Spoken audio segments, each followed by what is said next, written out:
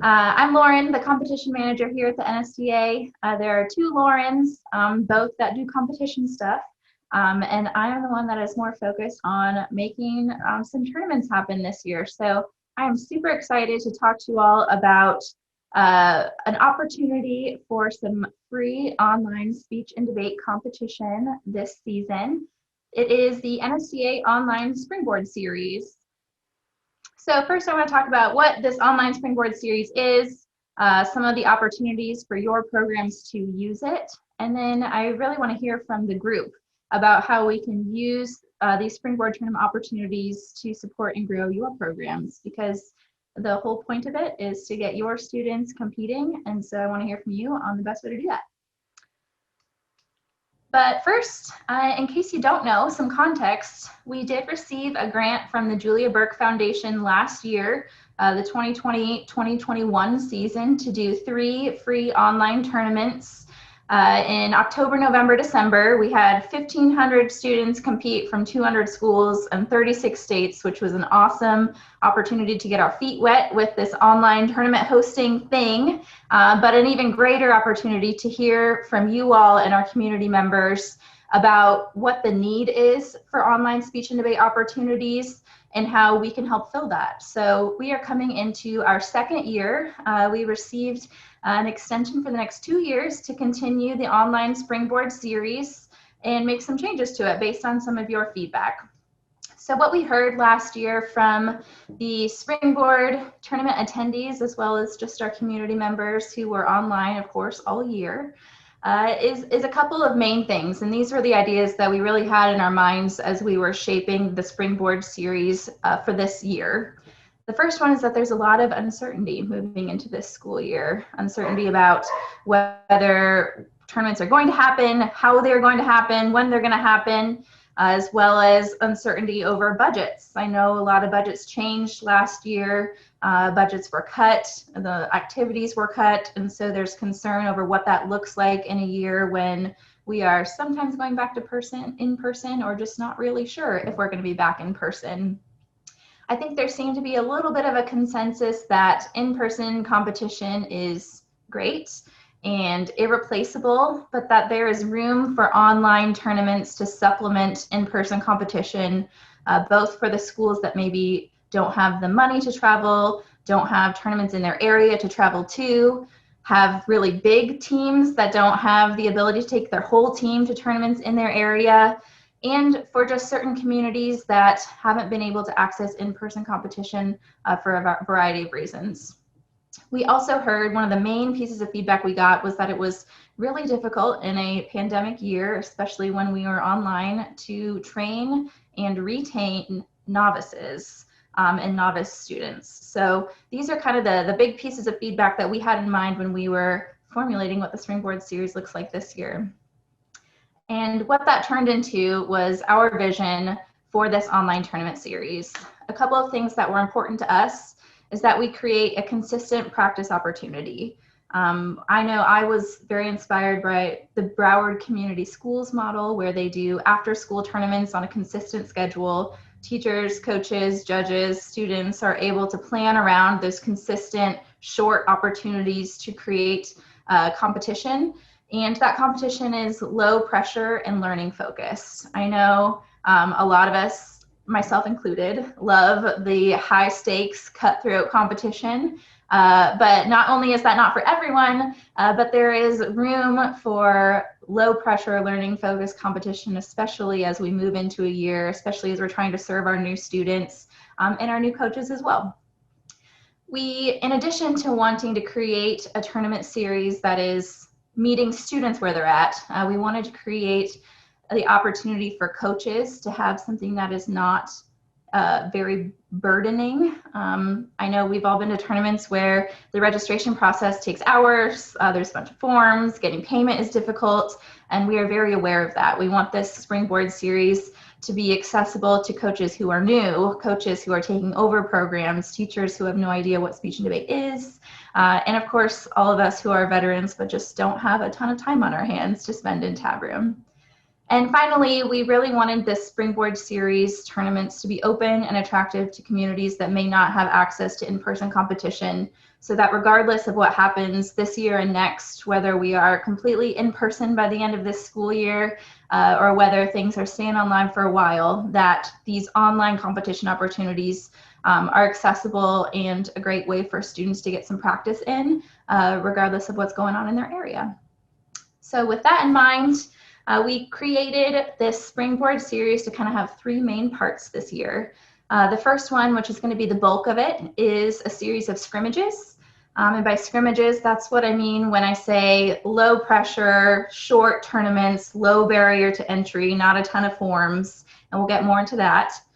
We want to have a learning component. I know that, of course, you all know that a lot of the learning that happens in speech and debate does not happen in a competition room. So we want to be able to supplement that online as well. And finally, a series of capstone tournaments, because scrimmages are great and practice is great, but we all love the tournaments. We love the trophies. We love those full day competition experiences as well. So I'm going to go through what each of these three items looks like for the Springboard series this year. And then again, I want to get your feedback on how we can make these better to support your programs. So first up is the Springboard Scrimmages. Just like last year, if you were part of any of our three Springboard tournaments, we're going to do them all online. If it's going to be live competition, it will be using our software, NSDA Campus, which is the video conferencing software where students will join a room and speak or debate. And the scrimmages are meant to be that low pressure practice opportunity where students have a consistent schedule where they can log in maybe once a month or once every other month and know that they will have practice rounds available to them. Our goal was something like, if you are a coach, then you know that every other Tuesday from November to March, you are going to have your students join at a certain time and get some rounds in as part of a practice opportunity, so that it's not something extra that you have to do, but so that it can supplement work that you're doing in the classroom or work that you're doing with your team after school. So we have created an open registration for our September and October Springboard Scrimmages. We're going to try out a concept for the first couple months, hear feedback from you, and make any changes if necessary. And I want to go over what those September and October scrimmages will look like. So the schedule, just generally, for September through March is that we want to have up to 4 evenings per month, mostly on Tuesdays and Thursdays, where we do 2 rounds of competition that are essentially just practice rounds. We want kids to practice speaking, we want them to practice debating, get some feedback, and learn what it's like to do a competition. We are focusing on Tuesdays and Thursdays. That's the feedback that we heard is the best for avoiding some other after-school opportunities that students are involved in. And we tried to create some timing so that regardless of what time zone you're in, there's an opportunity for your students to speak or debate at least once a month. So like I said, there will be 2 preset rounds on these evenings of speech and debate. We'll do 1 session of Congress that's about 3 hours long, depending on our numbers in the chamber. And we're going to kind of rotate timings on those Tuesdays and Thursdays between those 2 rounds being at 4 and 6:30 Central Time and 6 and 7:30 Central Time, so that like I said, we can kind of reach everybody on both coasts. I know in this room, we've got people from all across the country, so I hope that some of those times look like they'll work for you. I know that people sometimes want to have kids in their classrooms after school competing at these times, or they want them to be able to go home and eat dinner and then log on. So our hope is that there will be a little bit of something for everyone, at least once a month, that they can fit into their schedules with those 2 options. We're going to do a mix of live speech and asynchronous speech.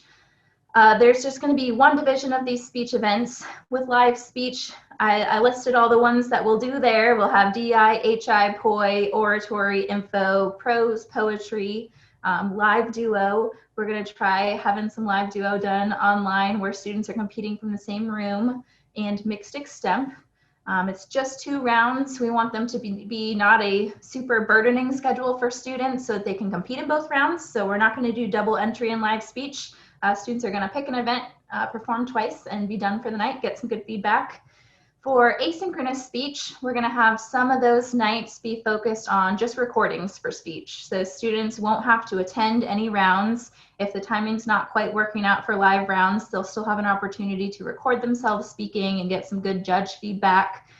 There's also a new feature in Tab Room that I'm really excited about, where students will have the ability to see the recordings of the students in their rounds, so that they can feel a little bit like they're participating, even though they're not actually in the room with the judges. And they'll have more time to go through and view those based on their schedule. So the asynchronous speech will include DI, HI, POI, oratory, info, prose, poetry. And we're going to add in our original spoken word poetry, pro-con challenge, and storytelling, which are 3 events that we did at middle school nationals a few times, and we added as supplemental events to the high school national tournament last year with really excellent feedback. So we're hoping that that'll get some students who are interested in different types of events as many opportunities as they want to find an event, maybe try multiple events and see what fits for them, especially as we move into this new school year. For those asynchronous speech dates, we are going to have unlimited double entry. So if you've got a student that wants to try them all, they can try them all, or just one, that's fine too. And for every single one of our scrimmages in debate, we're always going to do debate live. It's going to be on NSDA campus, like I mentioned, and we're going to offer all the events we can. We're going to do Congress, policy, LD, public forum, big questions, and world schools. Since there's just 2 rounds, we're hoping that everybody can debate both sides of the topic and get some good practice.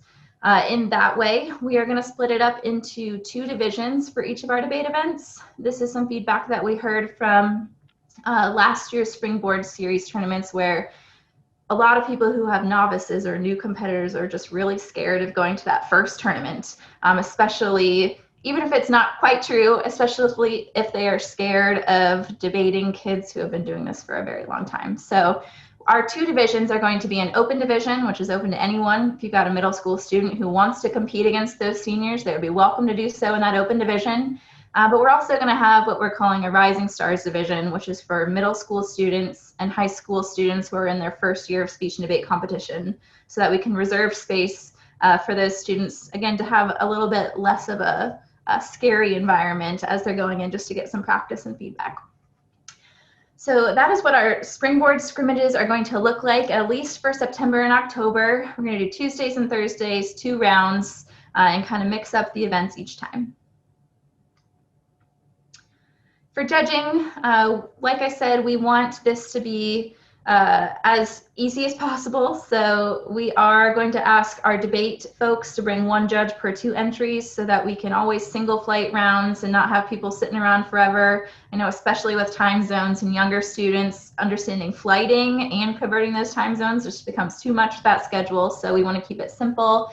And to do that, we'll need just a judge per every 2 entries to make sure that we're getting it working that way.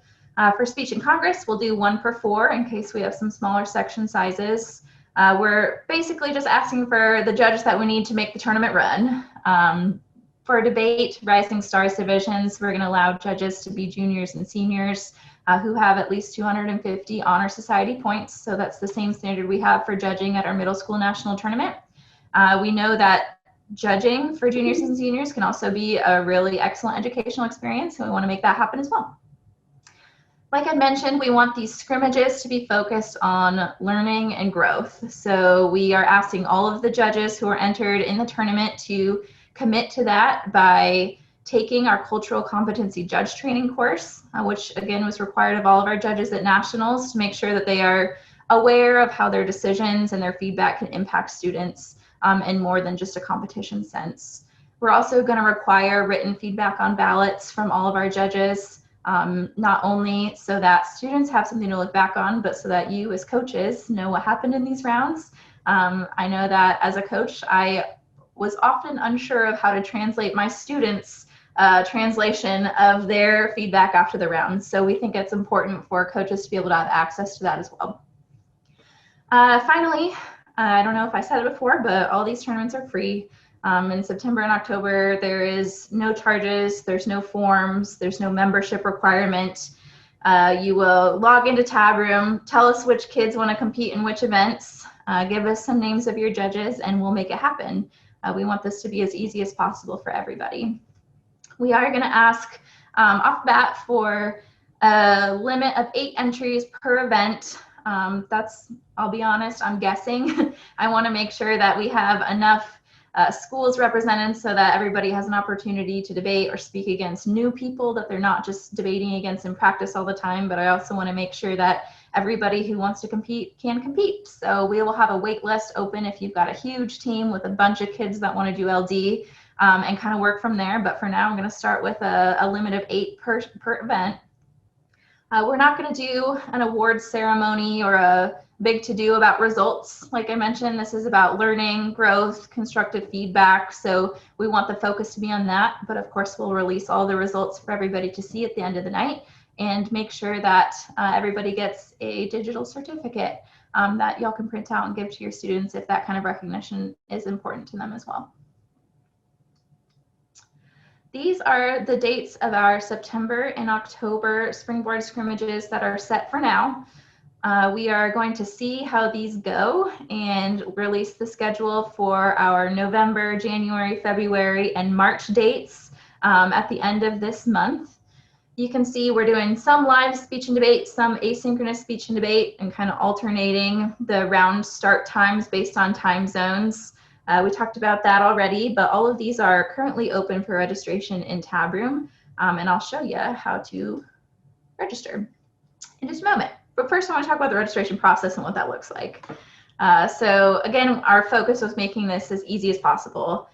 We have a registration deadline of noon, the day of competition, Central Time. We know that things happen where you're just not sure until you see that kid that morning if they're going to end up showing up. So we want to make it as easy as possible for you to add late entries, change entries. We also understand that a student who says that they're going to do Congress that morning may change their mind once they get home after school. So we are going to ask you to confirm your registration an hour before rounds start. It is really important to us that we have an accurate idea of who's going to be there so that we don't have a bunch of buys and forfeits, because getting kids competition is what's important to us. So we are going to ask you to confirm your registration an hour before the first round starts, which is just a matter of clicking a button in Tab Room to let us know that your entry and judge list is correct. And then we compete. But there are, like I mentioned, there's no forms, there's no payment, there's no hired judging. It's all just enter and go. I told you I'd let you know how to register for these tournaments. As of this morning, registration is open for all of the September and October scrimmages, and all registration and competition will occur through Tab Room and NSDA campus through Tab Room. There is a Springboard Series circuit in Tab Room, which may be a new feature for you, but if you go to tabroom.com, you can click this circuits button up at the top. And you'll see one labeled NSDA Springboard Series. Once you click on calendar next to that, you will see all of these scrimmages. So there are 6 of them for September and October listed there. And clicking on them will give you a register tab so you can start entering students. I know some of them are far out and some people like registering early. Some people will wait till the day of, and all of that is good with us as long as we have them in by noon the day of competition and confirmed an hour before. There's a good question from Mark in the chat about whether students will earn Honor Society points for competition, and the answer is yes, absolutely. We think that earning points is not only important for celebrating the successes that students have and the growth that they have over their season and over their careers in speech and debate, but it's also a great way to make students feel connected to the organization and the community as well. So yes, students will earn points for competition. So that is our scrimmages. Like I mentioned, that is going to be the bulk of what the online Springboard series is this year. But there are 2 other pieces as well, and these ones are a little bit more up in the air that I want to hear from you all for. The second piece is these capstone events. Like I mentioned, we want to do something that is a little bit more competition focused than practice focused as well. So we're meeting all students where they want to be, especially a little bit later in the year when they've gotten some of these practice opportunities under their belts. So December and April are the 2 months that we want to do a weekend capstone tournament. And we don't have dates set right now. We are looking to make sure we're not interfering with any holidays or big tournament weekends so that as many students who want to compete can. But what we are thinking for these capstone tournaments is that they will be maybe Saturday only tournaments or Friday, Saturday tournaments where we will do more rounds of competition. We will have some elimination rounds. We might try to live stream a final round so that more people can watch it and learn from it. But our capstone tournaments will be December and April, some longer competition opportunities, and we will release those dates next month once we get a chance to hear some feedback from you all on what works the best. The third piece of the Springboard infrastructure is Springboard Learning. So we've gotten through kind of the tournament stuff, but like I mentioned, we really have a unique opportunity at the NSDA or a strength, and that is connecting people. Here, there's people from all over the country here to share feedback with me in a couple minutes, which I'm very excited about. But we also have access to champion coaches and amazing educators, and being able to connect those people with you all or connect them with your students so that they can learn not just in the competition space, but about what they should be doing to prepare for the competition space is important to us as well. So we want to integrate some sort of learning opportunities for students. These are the ones that we have planned so far. Thursday, September 9th, which is the week before our first scrimmage, we're going to do some office hours. I'm going to sit in a Zoom room and be available to anybody who has questions. I know if it's your first time registering in Tab Room, or if your students are trying to figure out Tab Room for the first time, I will be there to help walk them through that. If you have questions about how the rounds are going to work, or topics, or anything that you need, myself and some of our other staff will be available to help you with anything you need. And then later that night, we are going to do a recorded judge training. So if your judges can't make it, we will have it available online as well. But I think it's important to start out the series just talking about like what we've done so far, the purpose. You know, this is learning opportunities. We are growing. We are providing culturally competent feedback, and what that means to judge in an environment like that, which may be different for some of our judges or our competitors who are judging for the first time.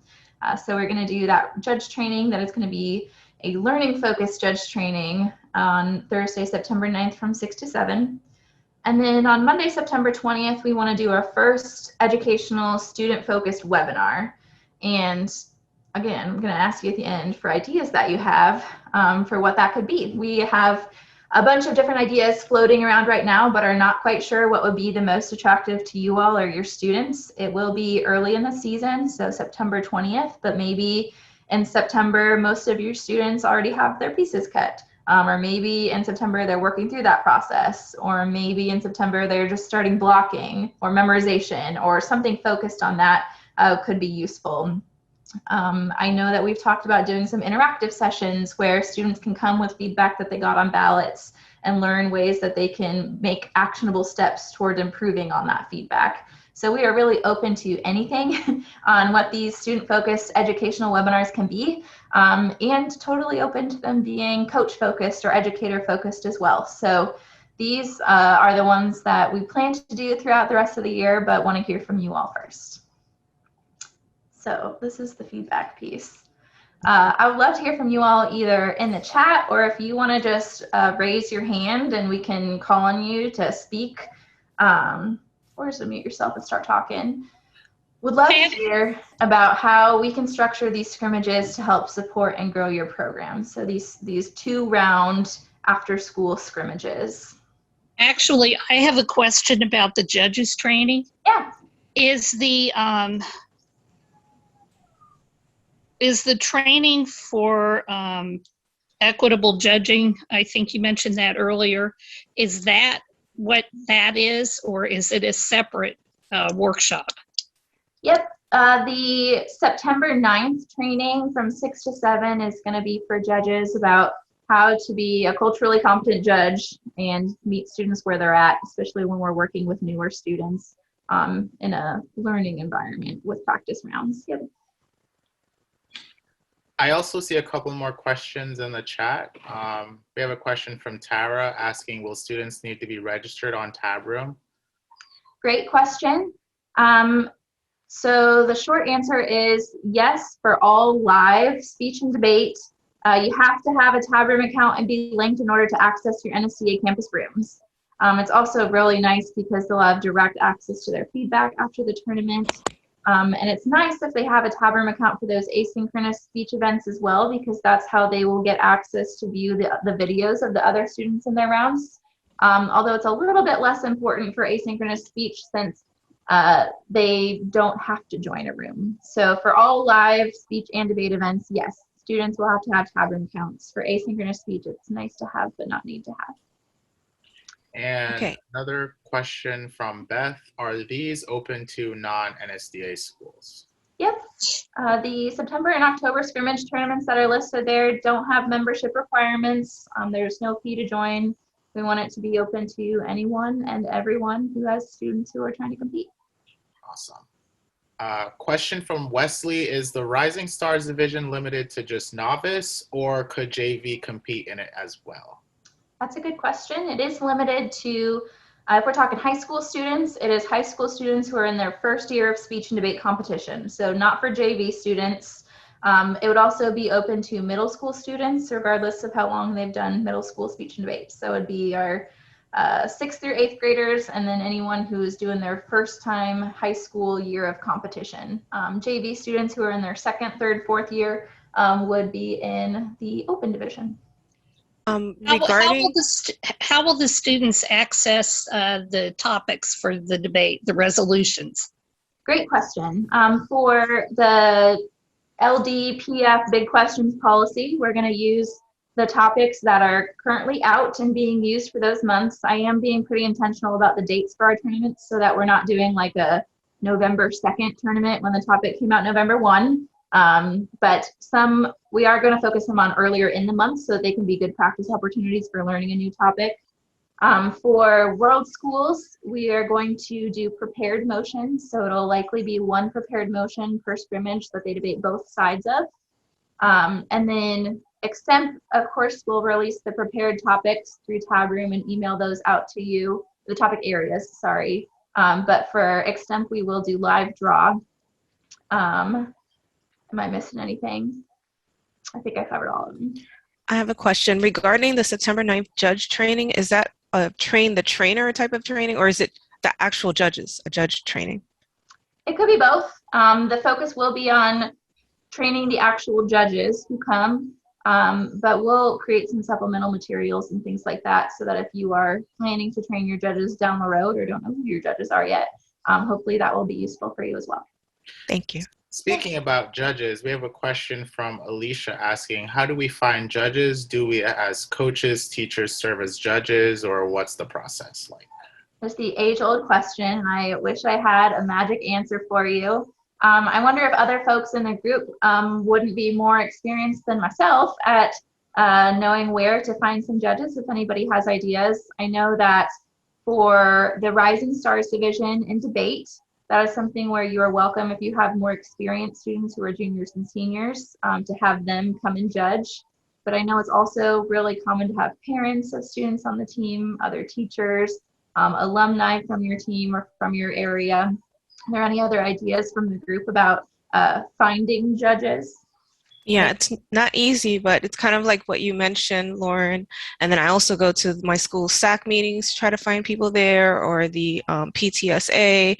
Some of the students are not shy about going to some of the substitute teachers. Sometimes they don't mind giving up their time. I had some students ask their bus driver. So I've had a bus driver show up one time. Yeah, it varies. May I add a few extra choices there, what we use where I am? My students perform for different service organizations in our community, such as the Women's Club, Legion things, and you can always go there and ask for any help with judging. Usually with the smaller communities, they want to do anything they can to help their schools. And if they come out to our school district and ask for all the necessary applications and forms that they need for clearances, our human resource person is more than happy. And I am thankful that they're willing to help the students out, the team out, the school district out. So that's one avenue. Also, if you have student teachers within your school district, they are more flexible too with their time. And in many cases, they want to try to find a job, and helping out right away and getting their feet wet with something inside the school district is a good springboard for them. I have no pun intended across the Springboard Series, but it does give them an in and some type of a foot in the door for possible future hirings. So that's what we have used in the past. Thank you Great. both. There's also some good comments in the chat here about requiring students who plan to compete to have an adult in their life to judge a meet or two. There's a local volunteer hub from Sandy out of their community foundation that they post tournaments at as a call for judges. Mark noted that the best judges are former debaters, so checking with parents to see if any of them competed in high school or college. Yeah, thank you all for that. Want to add, because it's online, I'd say it kind of sort of is a little easier to find judges, because it could be a judge from anywhere in the world as long as they have internet access. One of my students had his sister who lives in Poland judge once, but of course it's just a time difference. Mm-hmm. Amazing. And try utilizing your various social media networks too. I know that Facebook has a very active college policy group, also high school policy debate group, and other categories too, like speech. So definitely check those groups out where people are always looking for rounds to judge, or, you know, ability to give feedback. Definitely.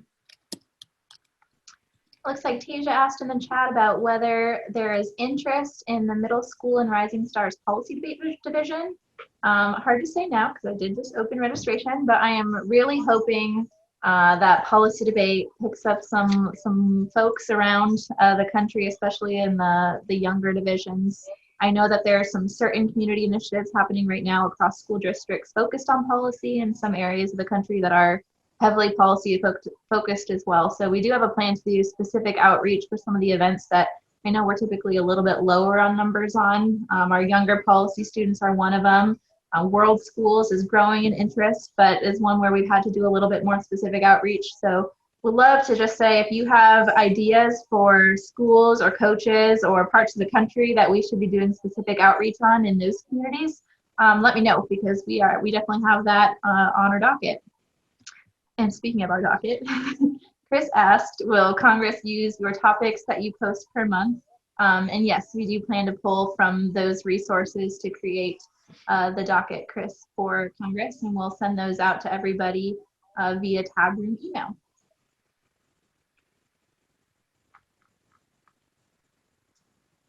Tasia, it looks like you have your hand raised. Hi, Lauren. Thank you so much for you and the NSDA for putting this together. So, you know, we have a unique situation here where our school has a solid budget for debate, but our scholars are still, you know, come from very, you know, low socioeconomic backgrounds. And I'm wondering if there's a way, because we are looking for programming for our middle school students, and there's very few opportunities. And so we don't want to take up space or you know, take up funds from the Burke Foundation when we have a budget.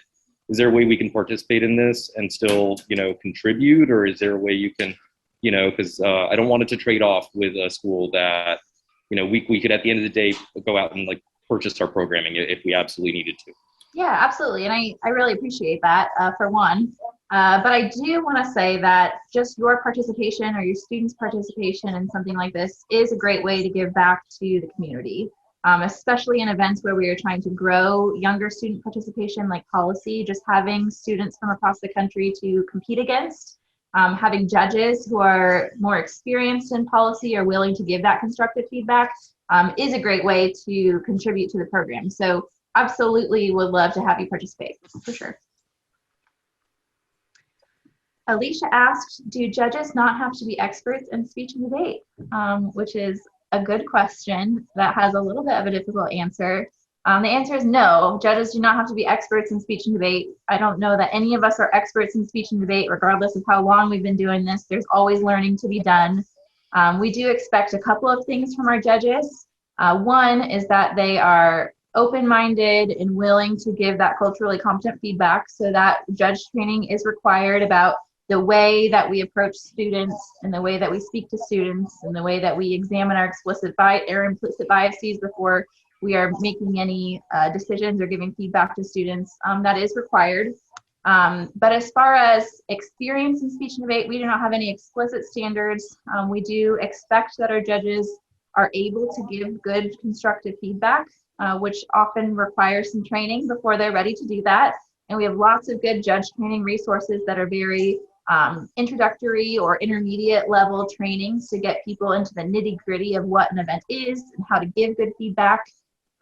Sandy went ahead and posted a link in the chat to the joint NFHS NSDA judge training course, which is a really good introduction to every single speech and debate event. If you had people who are a little bit nervous about judging or are new to judging, they're absolutely welcome, and we want them to be part of our community. We also want them to be experienced enough that they're able to give that feedback, so that course is a really great place to start. I'd just like to add that it's really important that anyone who is judging debate needs to be aware of what the characteristics and requirements of debate are. We had the experience, this is middle school talking, okay?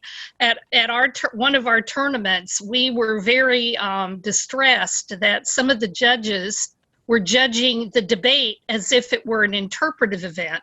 And most of their feedback and comments was about, you need to have more expression in your voice, and you really should make better eye contact, and you need to gesture. You get what I'm saying.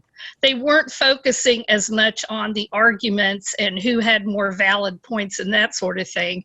And so I would say that for debate especially, they really need to know what it should look like or what characteristics it should have.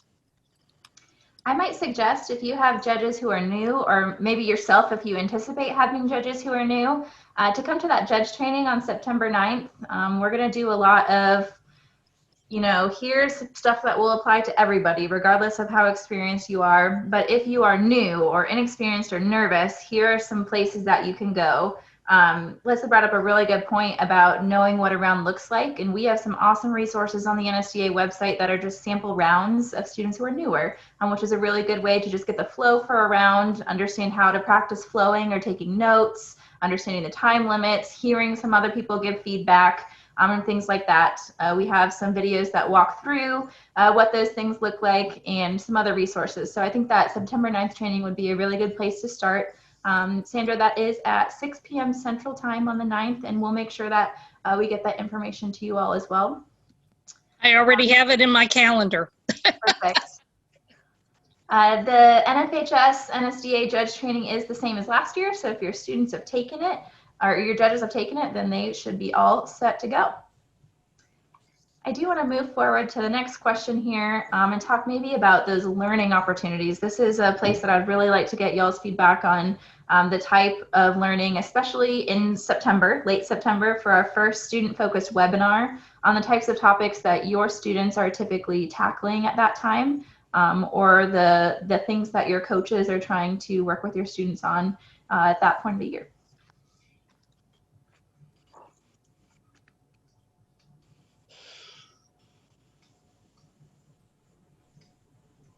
Hi, if I may, this is Paula Jones. I'm from Golda Meir in Milwaukee. I think for me, as a coach and for my students, we would be interested in some really basic format and structure webinars. For instance, my team is switching over from LD to PF. So most of them know LD, but they're switching to PF, and then we're recruiting a whole lot of new novices. So something that will help them navigate that transition and help the novices learn the format to start. If that makes sense. Absolutely. I would like to recommend that anytime, especially, and I'm building too, but anytime that you're really starting off something, Even when you're bringing someone in from the outside world into debate, the very first thing that people want to know is why or what does debate do for me? What is the advantages? What will this get me? And as a student, if I'm going to spend the next 2, 3, 4 years, why would I want to choose debate over tennis? You know, you want to place that argument. You want to make it so that they can buy into it early, and I think that's important. Definitely. We have another suggestion in the chat about topic analyses for the new debate topics when they come out.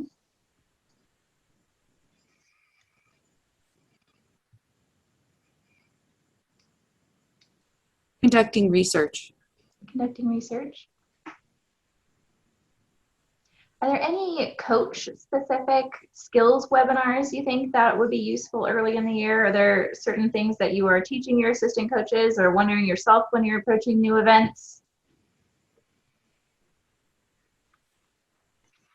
Since we lost our debate coach, and again, this is at the middle school level where, at least in our state, they only do public forum. But I will be taking on the responsibility for the debaters since we have lost the person who was coaching. They're moving up. Darn it, they got a promotion. So I would be concerned about how to, I guess, start from the very beginning and teach them how to build an argument, how to analyze a topic, how to build an argument, definitely how to know what good research is and how to use the same research for both your pro and your con, or have a debate with yourself, I guess, so to speak. How to conduct yourself when the other team, I mean, all those fine points that add to the good impression that they make upon the judges.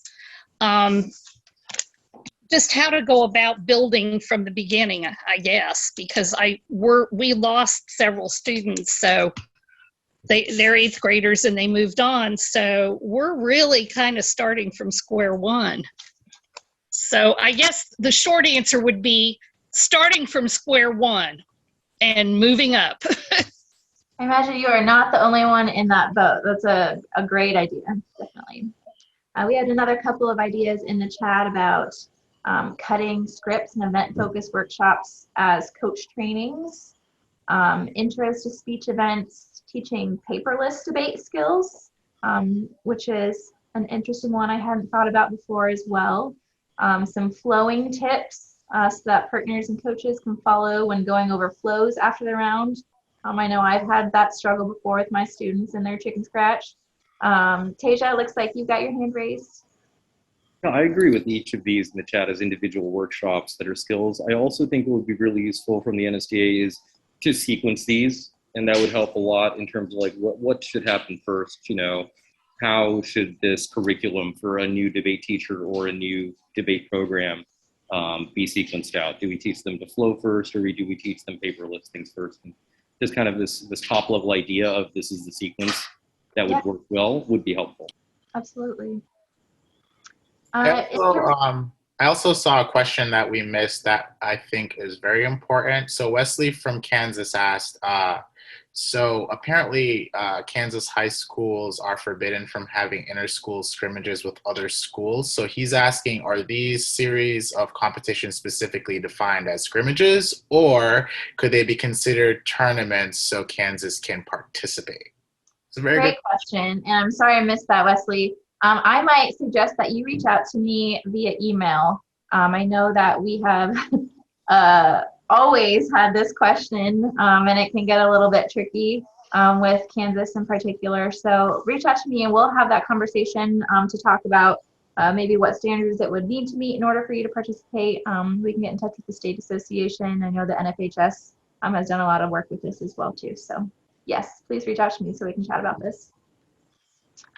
In terms of this learning focused webinars or resources, is there a general idea of what format is most useful? Do we like webinars where somebody is lecturing? Do we like discussion based forums, I guess, for students, recordings that are just posted online and made available? Yes. Yes. The first two things you said, not the recording. I mean, recording afterwards, available afterwards, but yeah. The live element. Mm-hmm. Awesome. The last question I had for you all was about these capstone tournaments. I mentioned that we are working to come up with a concept that will both recognize that we are not trying to be a giant national tournament with these capstone tournaments. We are trying to celebrate how far students have come in the year, how much they've learned, and give them a little bit more of a robust tournament experience. Do we have ideas on how we can create these capstone tournaments in a way that can celebrate your program's growth without maybe being too overwhelming for students? Is that a Saturday-only tournament? Do we think elims are important to be able to create that experience?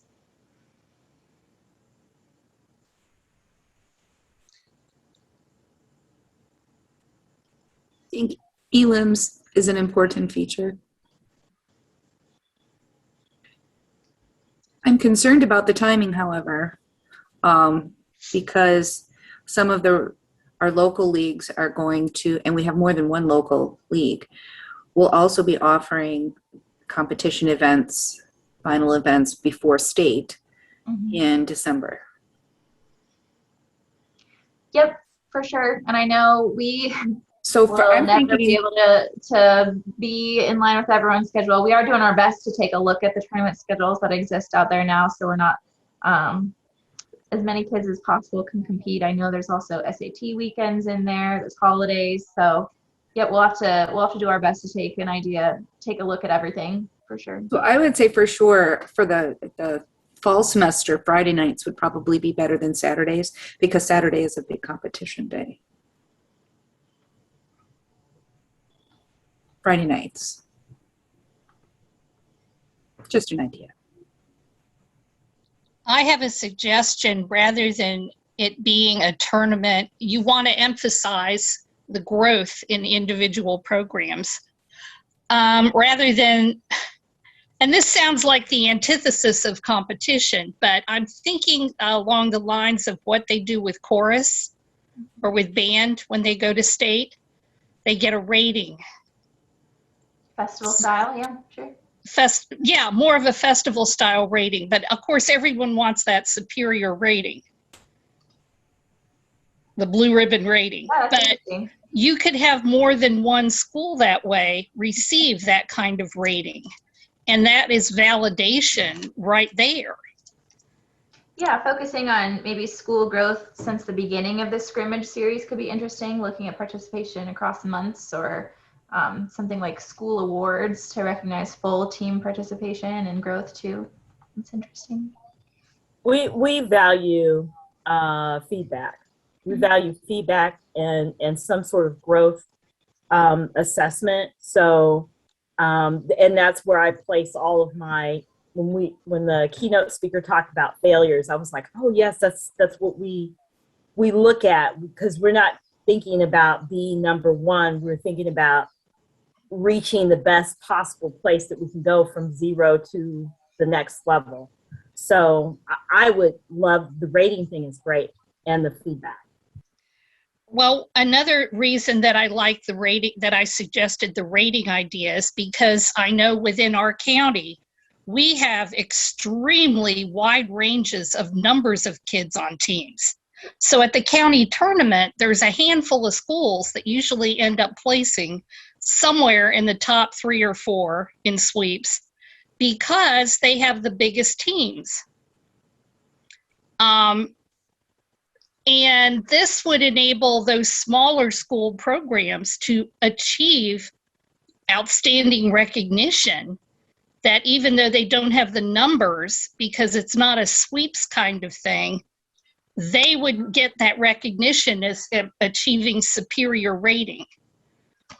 Yeah, I really like the idea of focusing on school recognition and including schools that might not have all the students or even all the success, but making sure that it's focused on their participation being valued, definitely. Well, we have about 5 minutes left, so I want to open it up to any other questions you all have and spam you with links in the chat for a second so that you know where to find all this information after the fact. The first link I'm putting in there is a link to the circuit in Tab Room. So that's where I showed you in Tab Room, you can see all 6 of the Springboard Scrimmages that are currently available for registration. And start registering, or just keep that link handy for when you're ready. Once again, just the day of the tournament at noon Central Time is that deadline. The second one I want to put in the chat is a link to our website on the NSDA website. And this, if you were just going to save one link to come back to later, this is probably the link I would recommend saving. It's got a link to that calendar and Tab Room in there. It will have a link to the recording of this session. And it has some of the details that we went over about what events will be available and the dates and things like that. Do we have any other questions? Feel free to put them in the chat, or come on, let me know if I missed anything. I thought you were great, and you covered everything that we needed to address. I thought so. Awesome. Well, thank you all so much for being here today. I know it's a lot to ask y'all to take time out of your Tuesdays when school's getting started, so I really appreciate you tuning in, and I hope to see you at some of these Springboard tournaments this year.